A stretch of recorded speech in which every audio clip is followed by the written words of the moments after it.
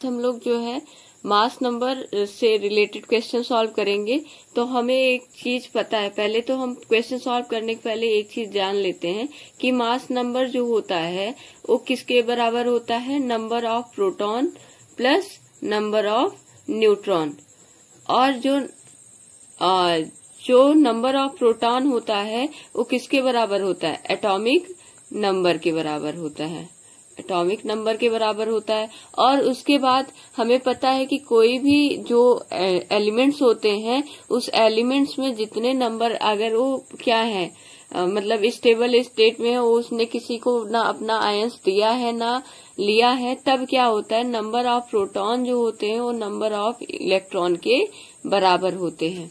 ठीक है, तो ये हमें पता है। और हमें पता है कि हम क्या करते हैं, जैसे मान लीजिए कोई सिंबल ए दिया है तो यहाँ पे हम एटॉमिक नंबर लिखते हैं और यहाँ पे हम मास नंबर लिखते हैं ऊपर। ठीक, अब हम एक क्वेश्चन देखते हैं। How many nucleons are present in an atom of an element having the symbol of a 101 atomic number है और 235 इसका क्या है, मास नंबर है। ठीक है, तो इसमें क्या करना है, इसमें न्यूक्लियॉन्स बताने हैं और उसके बाद बताने find also number of neutrons in an atom. इसमें कितने न्यूट्रॉन्स हैं। तो हमें पता है कि जो atomic number of atomic number होता है वो किसके बराबर होता है, नंबर ऑफ प्रोटॉन के। तो यानी कि हमें नंबर ऑफ प्रोटॉन पता चल गया कितने हैं, 101। तो हम मास नंबर का फॉर्मूला लगा देंगे। मास नंबर इक्वल टू क्या होता है, नंबर ऑफ प्रोटॉन, सीधे सीधे एनपी लिख देते हैं, नंबर ऑफ न्यूट्रॉन। ठीक, नंबर ऑफ प्रोटॉन हम कितना लिखेंगे, 101 और नंबर ऑफ न्यूट्रॉन हमें नहीं पता है, यही तो फाइंड आउट करना है। और मास नंबर हमें पता है कितने हैं, 235। तो इस तरह से हम क्या कर सकते हैं कि ये जो है ये इधर प्लस में है तो इधर हम इसको लेकर के आएंगे तो क्या हो जाएगा, माइनस 235 में से हम 101 माइनस कर देंगे तो हमको क्या पता चल जाएगा, नंबर ऑफ न्यूट्रॉन।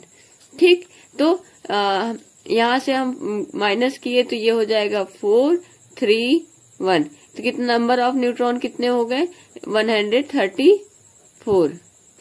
ठीक, तो ये हो गया पहले क्वेश्चन का आंसर।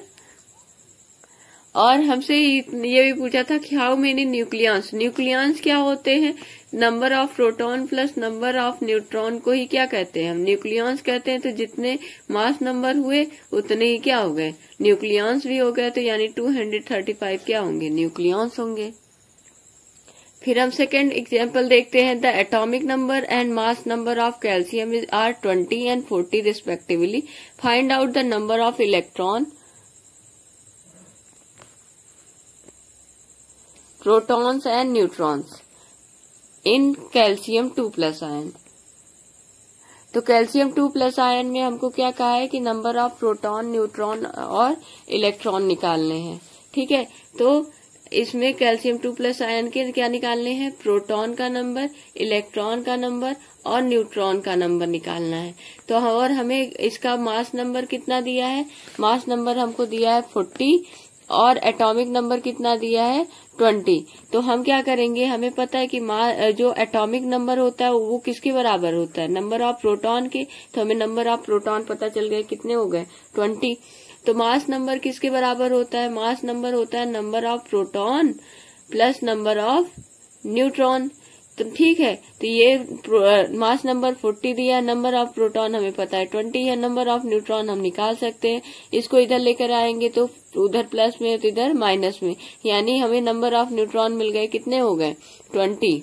ठीक है, ये कोई क्वेश्चन थोड़ी ना है, ये तो एकदम आप मतलब आपको सॉल्व करने की जरूरत नहीं है, आप ऐसे ही निकाल सकते। अब हमें पता है कैल्शियम 2+ आयन, यही भी हम गलती करते हैं। क्या करते हैं कि हम ये याद रखते हैं नंबर ऑफ इलेक्ट्रॉन जो होते हैं वो नंबर ऑफ प्रोटॉन के बराबर होते हैं एलिमेंट्स में, लेकिन किसमें होते हैं, जिसमें कोई चार्ज नहीं होता है। ठीक है, इसमें क्या है, 2+ चार्ज है, यानी इसने अपने 2 इलेक्ट्रॉन दे दिए हैं। तो जब इसके नंबर ऑफ प्रोटॉन इसके पास कितने थे, 20 में से इसने मतलब इसके पास अगर ये न्यूट्रल स्टेट में रहता तो इसके पास 20 इलेक्ट्रॉन भी रहते, लेकिन इसने 2 इलेक्ट्रॉन अपना क्या कर दिया है, दे दिया है। तो इसके पास नंबर ऑफ इलेक्ट्रॉन कितने हुए, 18।